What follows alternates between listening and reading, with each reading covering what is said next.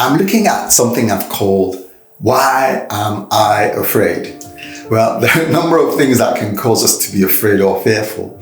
Now, one big one is the fear that we might not be able to meet our needs in the future. What do I mean by that? You turn on the news, you hear about the economy, you hear about how prices are going up, how things are just spiraling out of control. And you might have the fear to say, my goodness, next year, in a few months' time, will I be able to sustain myself, my family? Will I be able to pay my rent? Will I be able to, these things cause us fear. And this takes me to the book of Numbers 11. And in that portion of scripture, you had people in there, children of Israel, who were like, oh my goodness, we're in the desert, we're in the wilderness, we're going to die here, there's no food, there's nothing, and so on and so forth.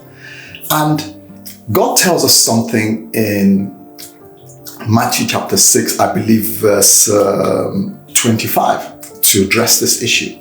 In that portion of scripture, paraphrasing, God begins to tell us that, look, let's not be worried about tomorrow. And the interesting thing that God says there is that He knows that you need these things. So how do we deal with the fear of not being able to meet our needs in the future? Well, by just believing that God has your back. God knows what you need. He knows you need to pay your rent. He knows you need to eat. He knows you need to do all these things. And He says in that portion of scripture that we should not worry about those things because He knows we need those things.